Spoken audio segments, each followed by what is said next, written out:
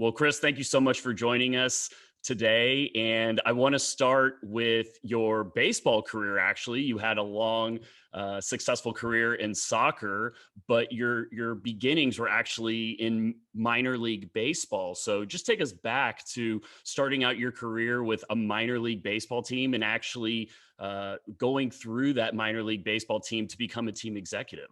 Sure. Yeah. Baseball was my first love. I played baseball at Quinnipiac University in Connecticut. But I knew that playing professional baseball was not in the works for me after college. So I always wanted to have a career in sports. But if you go back into the early '90s, it wasn't really as common as it is today to go to college and to pursue a sports management career. But that was my goal and my interest. I thought it was going to come in a different way. I thought I was going to use my mass communications degree and do something around journalism or in the media, especially growing up in Connecticut with ESPN right down the road. But I didn't go down that path. And soon after graduating college, it was announced that a double-A minor league baseball team to play in the Eastern League was coming to my area, to New Haven, Connecticut, to play at Yale Field, which is an old historic baseball stadium that was originally built in 1927 for Yale University. So it was great. We had minor league baseball coming to my area. I wanted to work in sports. I played baseball, thought this is going to be an awesome opportunity for me. So a good friend of mine who was a college, I'm sorry, was a high school teammate, was working in minor league baseball in California. He's now an executive with the Philadelphia Phillies. Had encouraged me to go out to the baseball winter meetings, which were in Louisville, Kentucky that year. And he said, that's the best way to meet everybody and to get your foot in the door. So a friend of mine and I, jumped in a car and drove out to Louisville. And my goal was to meet the owner of the team. The team was called the New Haven Ravens. So I found him on the floor of the trade show there at the baseball winter meetings. I'm sure some of your listeners are familiar with that. Everybody wears name tags and badges, so it's easy to identify. I approached him, had my resume in my bag, and handed it to him, and I'm pretty sure it ended up in the trash can of his hotel room that evening. So nothing came of that trip to Louisville. But a few months later, they announced the general manager of the team, and I was at the time working as in the admissions department at Yale New Haven Hospital. So I'd called in sick that day and headed over to the press conference to introduce myself to the general manager, a gentleman by the name of Charlie Dowd, who's now the athletics director at Sacred Heart University. And introduced myself to Charlie, handed him my resume, and I'm pretty sure it also ended up in the trash can of the office later that day. So nothing really, came of my efforts to try to get my foot in the door with the owner and the GM, but I stayed persistent. I kept knocking on their door, showing up at their office, and one day Charlie said, "All right, I'm going to give you a job. Call me in 2 weeks." So I called Charlie right on the 2 week mark, and he offered me the job over the phone of clubhouse manager. And at the time, I had no idea what that even was. So I said, "Well, what is that job, Charlie?" And he said, "Well, you're the guy in the locker room. You take care of the equipment, you do the laundry, you feed the players, that kind of stuff." I said, "Oh, okay." And he said, "Well, it pays $450 a month, and you earn your income off of player dues." So that was the rule in minor league baseball, that each player owed the clubhouse manager $2.50 per day in dues. So I was like, "Oh my gosh!" So I'm going to be doing laundry, shining shoes, and barely making any money. That wasn't the idea, right? But I had to think hard, and I gave it some thought and said to myself, at the time I was 23 years old, I didn't have any major obligations. So I said, this is the only chance they're going to give me. I'm going to take it. I'll get my foot in the door, and I will prove to the organization that I'm worthy of a bigger job. And if not, I'll network and meet some people, and expand out from there. So that was probably the greatest decision I ever made in my life. It started my career in professional sports. I worked in the clubhouse. This was back in 1994 for the New Haven Ravens, like I said, double-A affiliate of the Colorado Rockies, who had been an expansion team in Major League Baseball the year before. And it was a great job, to be honest with you. I kind of wish I had it now, a lot less stress and pressure.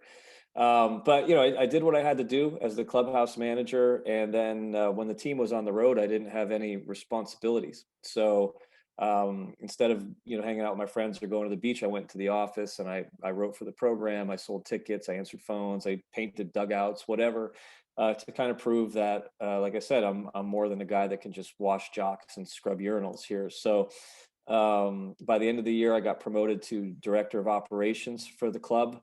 Um, and over the years, took on a number of different roles and titles, which is how it goes in minor league baseball. And then in 1997, just about 3.5 years from the start as clubhouse manager, I got named to general manager of the team. At the age of 26, I was the youngest GM in baseball at the time. Probably wasn't quite ready for it, looking back at it now. But so I served as general manager of the New Haven Ravens from 1997 to 2000, and it was a great 6-year run before I ultimately took an opportunity in soccer in New York with the Major League Soccer team at the time that was called the New York, New Jersey Metro Stars. So great times in baseball during that era. A lot of great memories and friendships and good lessons learned too in the path of the career.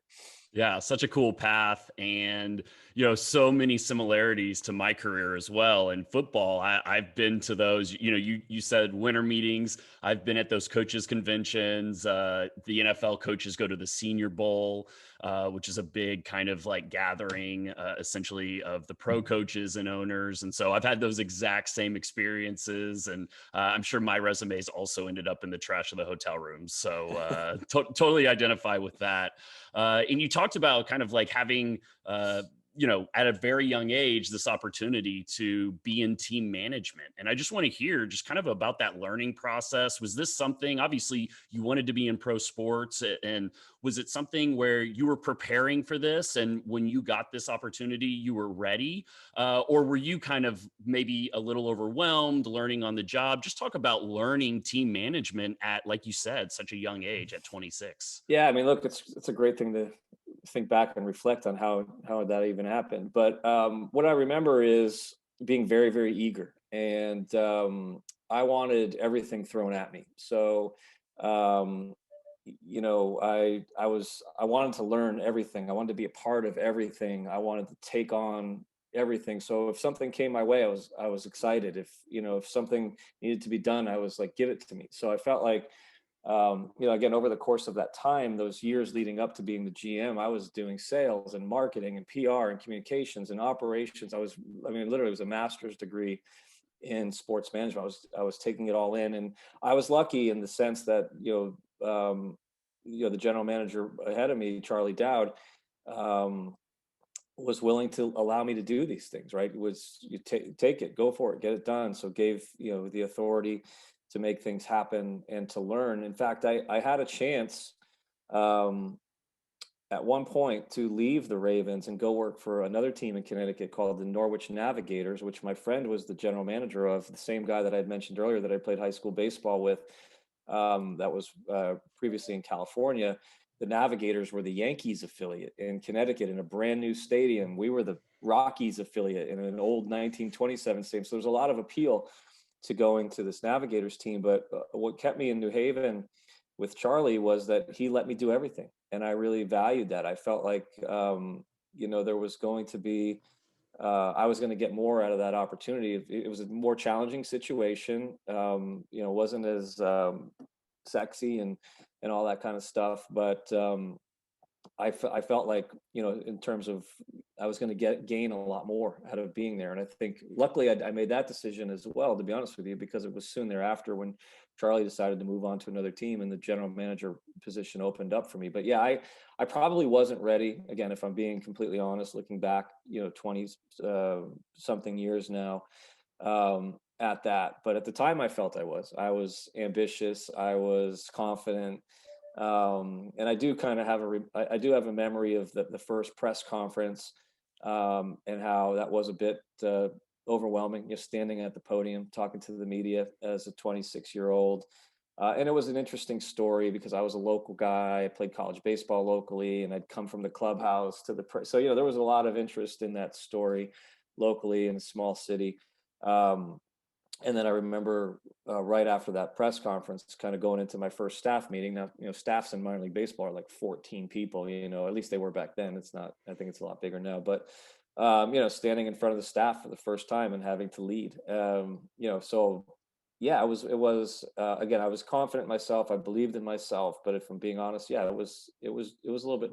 It was nerve wracking a little bit, but you learn, and that's how you grow. So that Of was course. important. Yeah, yeah, no doubt. And you talked about being in front of the team kind of for the first time, and here you are in this position. You've obviously done a lot of different things within that organization. How, like, just talk about some of your learning experiences in terms of like instilling the culture that you wanted as a young leader. Yeah, I think you learn a lot by observing other leaders, in my opinion. Again, I didn't have a ton of experience. I had a couple years of experience, three plus years of experience before I was ultimately the general manager. But I would watch very carefully the other leaders in our organization, other organizations. Sometimes you learn what to do, and sometimes you learn what not to do, right? So in this case, I took all those things and I said, how would I shape myself as a leader? Would I do that? Would I not do that? See what happened there. I would never do that, right? That's not the kind of leader I want to be. So I think observing and watching others is a great way, and then molding it into your own style and something that you can be true to yourself about. Yeah, totally agree with this. And I've seen both in my career in terms of things you want to emulate, and maybe some things, like you said, maybe don't align with you personally or kind of like the team that you want or the type of leader that you want to be. And you mentioned how you spent 6 years in baseball, but then this led you to Major League Soccer with the New York Major League MLS team. And I just want to hear, then you transition from your kind of your love of baseball into soccer. And I know you've talked about committing or connecting to the vision of soccer in that experience. So just talk about going to New York as a soccer executive and kind of leaving baseball behind and maybe kind of connecting to a new love in soccer. Sure. Yeah. I mean, never had a plan of working in soccer. I mean, reaching the becoming a general manager of a minor league team at 26 years old, I thought I was on a really good pathway in baseball and headed towards things. Um, to be honest with you, things were very challenging in New Haven. We were one of four minor league baseball teams in the state of Connecticut. I live in Houston, Texas now, and the state of Connecticut is about the size of the city of Houston. So imagine four minor league baseball teams in a big city. That's what it was like. The other three teams were all playing in brand new stadiums, again affiliated with the Yankees and things. So we had a lot of challenges there. It was not easy. It was really pushing a rock uphill every single day. And I remember very clearly one night on like a cold Wednesday night in April with barely anybody in the stands, freezing, thinking, "Man, this is tough." and and soon thereafter, I received a call from a headhunter who was recruiting me for this job in Major League Soccer in New York, and I was like, I didn't know anything about soccer, right? But for whatever reason, I was compelled to listen. I drove down to New Jersey actually, and I met with the team president, a guy by the name of Nick Sikevich, and Nick did a great job on selling the vision of the club, the New York, New Jersey Metro Stars, and MLS. And I kept talking to Nick, and eventually they had offered me a job, and it was definitely a lot more money than you earn in Major League Soccer. But that was not the, I mean, I'm sorry, minor league baseball. But that was not the motivation. I thought this is a great opportunity to go from New Haven, Connecticut to New York City. The games were played at Giant Stadium. They were aired on the Madison Square Garden network. So I thought this is a big step up to get into that market. And, I will network, and then I'll go work for the Yankees or the Mets or the Knicks or the Nets or the Jets or the Giants, right? One of the big clubs in New York. But I quickly connected with soccer as a game. Again, having being pretty just naive to it prior to that. I enjoyed working in Major League Soccer. I saw an opportunity in Major League Soccer because it was so brand new. The league was only in its fourth season at the time. And so things worked out well for me there. And I went in there as the senior director of marketing. I eventually became vice president of that team, and worked there for 6 years before there was an ownership transition. And we went from the New York, New Jersey Metro Stars to the New York Red Bulls overnight. The energy drink Red Bull purchased the team, and as is often the case, made lots of changes to the organization. So I was a casualty of that, and then found myself seeking whatever's next. And at the time, the Houston Dynamo were a brand new team in Major League Soccer. They'd only been in operation for a couple of months.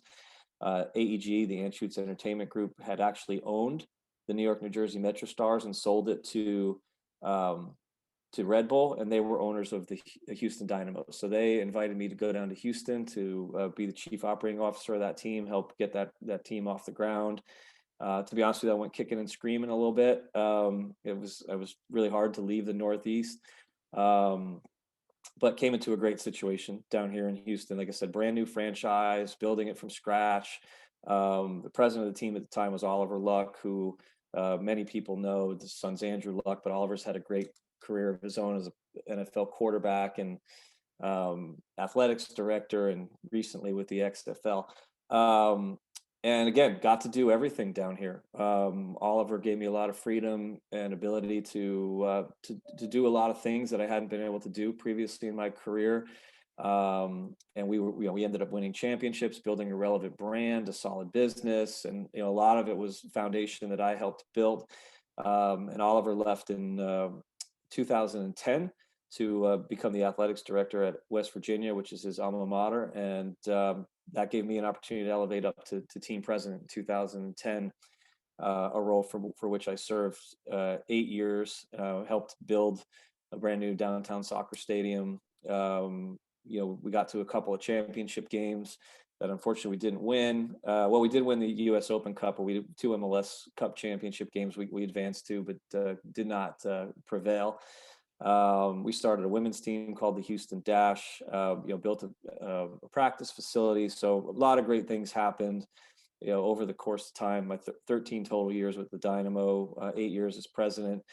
And, all of that experience led me to my current role, which is president of the Houston 2026 World Cup Bid Committee. So I transitioned out of president of the Dynamo and Dash at the end of 2018. And for the last 2+ years, been leading the charge to try to bring the World Cup to Houston in 2026. It's coming to North America, and we're competitively bidding to be one of the 10 U.S. cities to host it. So it was a natural transition for me to go from being president of the Dynamo to another high-profile role in soccer here in Houston, in trying to bring this major event into our town. Yeah, very cool. And I know you guys right now are one of the 17 finalists for cities for the 2026 World Cup. So really exciting to be a part of that. I want to talk real quick about kind of, you mentioned something about, Red Bull coming in, purchasing the team, everybody kind of, having to go their separate ways. This is very common in life and more so in sports. And it's, it opened up this great new opportunity for you to come down to Houston and really establish yourself. And, you talked earlier about learning from leaders and kind of seeing things you like, seeing things you don't like. And, you mentioned Oliver Luck and learning under him and just kind of seeing his leadership style. And he's somebody that's been an executive for a long period of time. And I'm just curious if there's anything that you took from his leadership of Houston that kind of helped you in your transition as you made that transition to president. Absolutely. I think Oliver is a very influential figure, and when he walks into a room, he lights it up. He's got a great personality. He connects with people. He makes people feel good. He makes them feel like they're important, and it was something that I really watched and enjoyed learning from. Right, it's a quality of how important it is to just have that sort of aura about you as a leader. So I think Oliver was really, really good at that, and his public speaking ability, all of those things create this really positive image about him, which I think is important. If you're going to lead, you want internal, external people to, have a very strong, vision of you and belief in who you are. So, yeah, I did take that from Oliver and learned that from him over the course of working alongside him for those 4 years.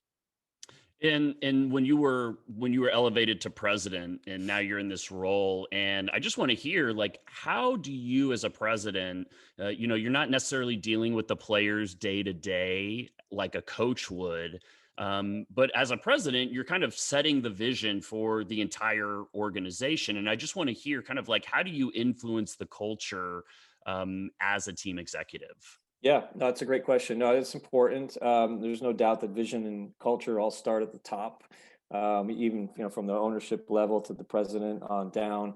We made it a collaborative effort amongst our leadership team to, again, we were a startup franchise for the most part, right? So we had a blank piece of paper to start with. We weren't going in where already was a culture in place, or there was that was good, or even a culture that was bad that needed to be fixing. We had to build this thing from scratch. So we were able to decide who we wanted to be and what we wanted to represent and what our core values were going to be.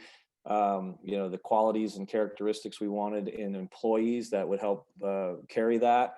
To your point, we wanted to be a certain kind of team on the field as well that represented our organization and represented our community. And, we would work with the coaching staff and the technical staff to, to try to create a consistency there along those lines. But I think, we had a very good run for a long time where there was a very strong brand, a very strong culture, a very strong environment around the team, and it included, alignment from ownership to management to staff to players to and it spread out to the fan base as well. It was almost like the cyclical thing that we had a good product.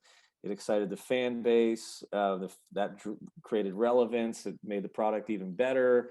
Put people in the stands, helped the team, got behind the team. At one point, we had a 38 game unbeaten streak at home. It's a record in Major League Soccer because it was a tough place to play, and all this. It just kind of like rolls all in together, and just creates magic. So, but again, we worked very hard on this. We spent a lot of time on. We had talked the other day about Bill Walsh's book, about management. And he had a thing in his book called The Standard of Performance, and we followed that, and we created literally a document. We would carve hours out of our time and get into a room and think about what are the traits that we want, the characteristics that we want of our organization and our people. And we literally wrote a document called The Standard of Performance that was all about culture. And what Bill Walsh preached was culture is not standing up in front of everybody saying we're going to win the championship, right? That anybody could do that. It's how you go about your day-to-day activities, and how you communicate and how you perform. And when you do all those things right, it all bubbles up and leads to success and productivity. So that's what we try to stress is how you do things and how you your character, right? And how things Yeah. are done and how everybody interrelates and all that kind of stuff. So Yeah, I absolutely love this. And, I was fortunate to be with SMU's football team during a time where they were kind of coming out of a losing culture, so to speak. And one of the first things that we did was we had to establish our standards of performance, and kind of establish those winning habits. And I know you've seen it. It is not about saying we're going to win championships. It's about kind of establishing those habits that lead to championship cultures and winning those championships.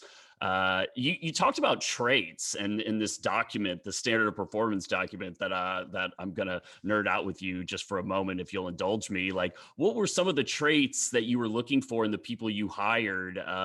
Whether or not they were like players. It sounds like this was kind of like from the top down, cascading through the organization. And what were some of the traits you guys were looking for in some of the people that were going to be a part of the team? yeah, no, it's look, the first thing we were looking for was character. We wanted good people. people. We felt like that's the foundation of a good employee, is making sure there's a good person in there who, who's just going to do the right things, when, every single time. So, good, strong character, obviously as it pertains to skill sets, leadership. We wanted people that were going to be leaders. It didn't matter if you were in a senior executive, a mid-level executive, an entry-level employee. We wanted people who displayed leadership qualities and were willing to take things on, and could manage things on their own. Um, very autonomously, and maybe even take a project and not only execute it to expectation, but beyond expectation. And we wanted people that felt empowered to make their own decisions and to do things without tremendous oversight from management. So we're looking for very independent people. I believe that communication is key. You and I have worked in a lot of different places, and we've all gone through the exercise of, well, what can we do to make this place better? And everybody always talks about communication 100% of the time, right? So Yes. communication in an organization is an art. And I think it's important that people are good communicators, whether it's written communication, verbal communication, whatever it might be.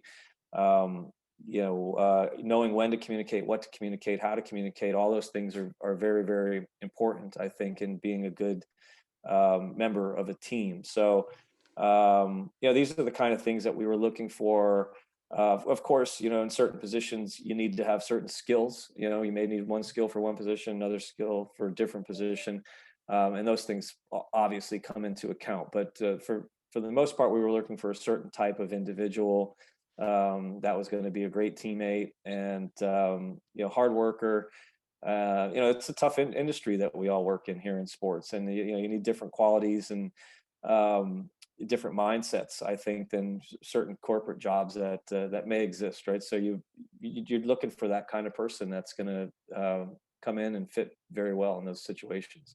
Yeah, without question. And I mean, I call these the intangibles. These are the kind of the unseen things that, like you said, there's going to be specific traits to each job that you're looking for. But, what are the other things? And every hire that you make influences that culture. And I love that you kind of sat down with your team and actually wrote down and defined exactly what it is you guys stand for and what it is you're looking for. And it's not so much just about creating a document like that or putting it on the wall. It's about, having that emulated within your people. So absolutely love that. And you mentioned Bill Walsh's book, The Score Takes Care of Itself is the book we were talking about. In that book, he talks about building a base camp near the summit, right? You mentioned not wanting to win championships, wanting to kind of create a system of replicable greatness. And he talked about building that base camp near the summit. You guys had a very similar run of success where you're competing for championships. You're in the playoffs nearly every single year that you're the president there. Talk about what it takes to compete for a championship in the MLS. Well, it's an interesting question because it's changed quite a bit over the years, right? If you look at the 19 years I was in MLS, the league is substantially different from 2000 to 2018, and honestly, it was substantially different even from, say, 2014 to 2018. The league is evolving so quickly and becoming just a major player as a league on the international global scale of soccer. There was a time when things were completely even, right? We all had the same salary caps to work with. And, to be honest with you, it was in some ways an easier time to win. And that's when, we were at our peak. Everything was level across every single team. And so then it was just a matter of strategy and execution of strategy. Can you be, when you're all working with the same amount of resources, who can be the best, right? Who can put together the best, who can be smartest with handling the salary cap and their signings? And then it boils down to the coach, right? And what kind of coach. And we were fortunate to have one of the greatest coaches in MLS history, a guy by the name of Dominic Kinnear. If there was a Mount Rushmore of coaches, he's on that list. He's like the fourth winningest coach in MLS history. But players loved playing for that guy. And you talk about creating culture around the club and all that kind of stuff. He was the perfect guy for that. So we were fortunate to have him at the helm in that era when, again, everybody's got the same resources, and now it's who can do it better. And we had the right coach who could do it better than anybody else. As time changed, there's still a salary cap, but there's all different kinds of rules and ways to circumvent the salary cap now. And it is not a level playing field anymore. It is a lot more like, let's just say, Major League Baseball, where you do have certain big clubs with big budgets and other clubs with smaller budgets. So it's become more challenging, and everybody needs to have their own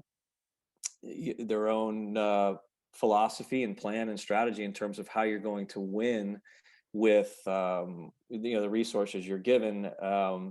So if you look at LAFC, for example, or Seattle or Atlanta, these have become the big clubs in Major League Soccer with huge revenue bases, big thinking owners, who are willing to go out and spend, multiples of millions of dollars on transfer fees and things like that. So, then there's smaller clubs where you have to take a different approach. So, that's the way it is pretty much anywhere in soccer around the world. And if you go to the English Premier League, you've got your 4, 5, 6 big clubs that are going to outspend everybody. Then you have the rest who are trying to figure out the best recipe for success. So that's the way it's become in Major League Soccer in this day. I don't think that's a bad thing. I'm not. I don't mean to say that. I think it's a good thing because it just shows the growth of the league and the way it's becoming more global.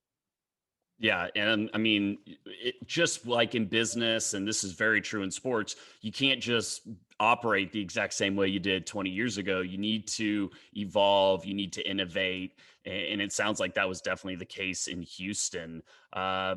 Any memories that kind of stand out? I want to get into the World Cup bid, but I just want to give you an opportunity. You were there for such a great run of success, creating the professional women's team, building a stadium. Any experiences that kind of stand out to you just from your time there?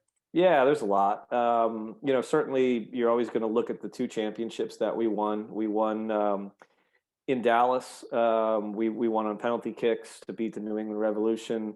That was an amazing experience because it was in Dallas. We had somewhere in the neighborhood of 6,000, 7,000 Dynamo fans who made the drive up I-45 and were there creating a sea of orange. So that was really an awesome night. The next year we won it again back to back. We were up in Washington, D.C. that year at RFK Stadium, won 2-1. So you're going to always remember those championships. We got the rings from those. We had 2 White House visits that were very cool as a result of that. We unfortunately we had some tough losses too, right? I think we had teams that were better than the teams that won the championships, but for whatever reason, things didn't go right for us in the playoffs a couple of times. So you remember those; they stick with you. But as I said, twice we went to the MLS Cup final against the LA Galaxy when David Beckham was on the team and Landon Donovan. And both of the games were in LA. So it's essentially we were on the road. One time it was a neutral site game. The last year of neutral site games in Major League Soccer MLS Cups, LA advanced to the final in their home field. And then the next year, the rule changed where the higher seed got to host the MLS Cup, and it was the Galaxy. So we lost twice there. Those were cool experiences, going to the Cup and all the activities around it, even though we lost.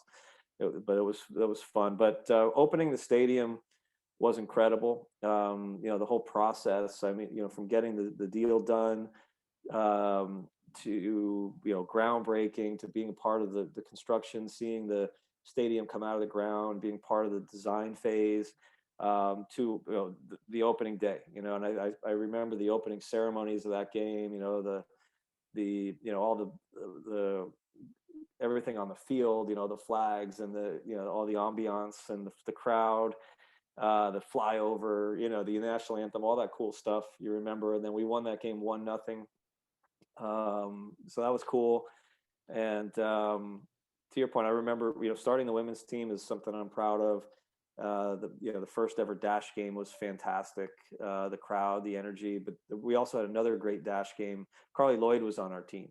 After she was this huge hero in the World Cup, you might remember in the finals, she scored all those goals. Yep. So we had a great. There was a lot of energy around the group coming off of that World Cup, and we had an awesome first game. Big crowd when they all came back. We had a couple other national team players on that team as well. Um, so that was really neat, as you know. And then we won the U.S. Open Cup final in my last season. We won that championship. That is a long-standing important trophy in soccer in the United States. And we weren't having the greatest year in the league play. Kind of everything that could go wrong did go wrong that year, from injuries to certain players who played great the year before having terrible years, to bad refereeing decisions. You name it. It felt like everything that could go wrong went wrong. And so we said our opportunity here to salvage this season is to win the U.S. Open Cup, and we put a lot of focus and effort and energy into that. And we put a plan together, and it was cool. The plan worked. It worked, and we won that trophy. And that was a cool moment. That was literally one of the final one of my final months with the club. So that was pretty cool. Yeah, really great experiences. I mean, just to have one or two of those would be an incredible run, but to have everything that happened that you just said is obviously, a great kind of testament to your time there. And this led you to being in, kind of like leading the charge for Houston's World Cup bid for 2026. And just want to hear kind of like, how have you used your previous experience in leadership and being a team executive into this new role? I'm sure there's a lot of like imparting the vision and kind of getting everybody to buy into that vision, but just talk about a little bit of the transition from team executive to now leading the World Cup bid for Houston. Yeah, in some ways this was an easy transition, and in other ways it was an incredibly difficult transition. So when I was president of the Houston Dynamo, I oversaw 5 properties. I oversaw the Dynamo, oversaw the Houston Dash, the women's team. I oversaw BBVA Stadium. I oversaw our training complex, and I oversaw our nonprofit organization. So I had 5 entities that rolled underneath me. Had 140 full-time employees. We had 30 players under contract on the men's team, and we had 20 players under contract on the women's team. So I had approximately 190 people in my universe on a daily basis that I was responsible for and dealing with, and plus all of those multiple entities. And as I moved over to the World Cup bid, it's just me. I am the sole employee of the Houston 2026 World Cup Bid Committee. I work on behalf of the Harris County Houston Sports Authority, which is the sports commission here that brings in events like Super Bowls and Final Fours and college football championships and other events. So I'm a part of that group, but I'm kind of on my own out here. But I'm still in Houston. I'm still in a position of profile in Houston. I'm still in soccer, so there are a lot of easy transitional pieces in that way. But this was something I'd completely different from running a team and the rhythm of the day in and day out management of a pro sports team. So I did have to adapt to that. This is more of a steady Eddie kind of thing, where with us, as you know, being in sports, you have every day could be an up, down, you don't know what that roller coaster is going to be like. Yes. So yeah, that was a huge transition, for sure. And look, this World Cup bid, there's no handbook for how to handle this thing. Kind of like there was no handbook, day one when I showed up at the Dynamo and we were building a club from scratch. So you just, you use the tools that you have in your toolbox, and you go to work, right? And I think what's always important is developing your vision first of all. What is it we're trying to set out to do here, and looking at the finish line. All right, okay, this is what we need to. Obviously it's very it's easy to say we want to win the World Cup. That's what we did, but that's what we need to do. But what is our vision for doing that? How are we going to get there? And then starting to implement a strategic plan around that, and building that. So this job, we had to do all the fundamentals of starting up our organization. We created a 501c6 nonprofit organization. We had to build a board of directors and all of the kind of the bylaws and the fundamental things that go along with that. Then we had to fundraise for this cause. So we went out and worked with local companies and created a fundraising package. And I was literally out there raising money to cover the costs of the bid. Then we were working on our strategic plan on how we were going to attack this and differentiate ourselves from the competition, the other 16 cities that we're up against.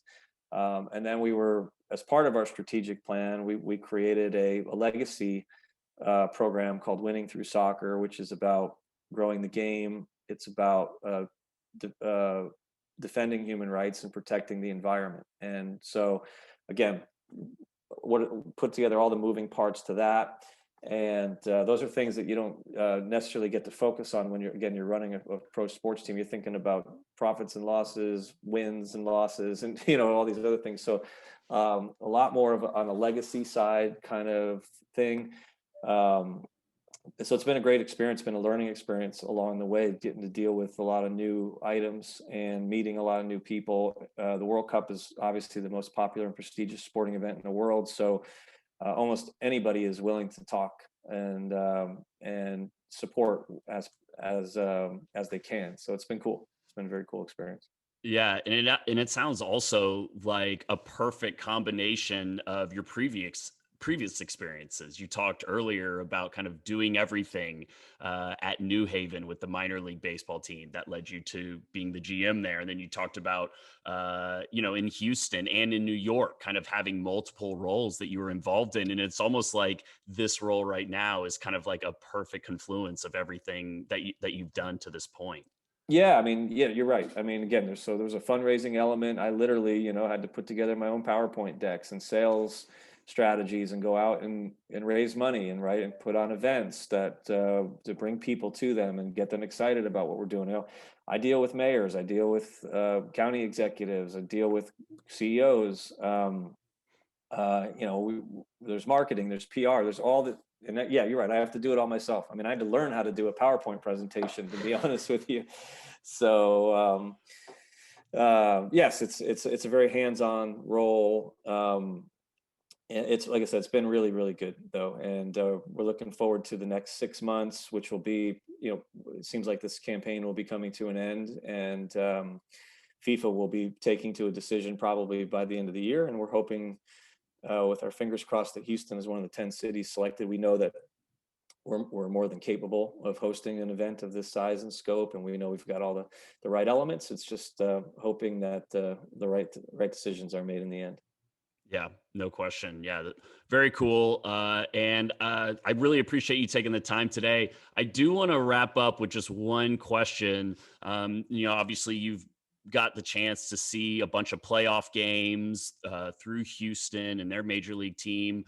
But now you have a daughter that's in the playoffs in high school. And I just want to hear from you, which one is more nerve-wracking to sit through? Is it your daughter's soccer games, or is it a professional playoff game? Oh, I'll tell you what, I'm going to have to answer that question after tonight's game. We got our first state playoff game today with a team that is undefeated, nationally ranked, with expectations very high. And yeah, it's going to be cool. She's a starter on the team. So I'm pretty sure that it's going to be equally stressful, if not more stressful than anything else. But I must admit, I was very much into every game, and took the wins and losses. Was very excited about the wins and hurt very badly with the losses. It was, if we lost on a Saturday, Sundays were not very nice days. You take those losses with you into the weekend. So I'm a competitor, and I just hope I don't have to deal with a loss on my daughter's side. How about that? That'll be the easiest. Yes. Or let alone any anything that could that where a dad needs to step up and help her out. We'll see what happens. So. Yes. Well, best of luck tonight for sure. And Chris, once again, thank you so much for joining me here today, and loved hearing your story, and really looking forward to you bringing the World Cup here to Texas in 2026. Thank you, Evan. I appreciate it.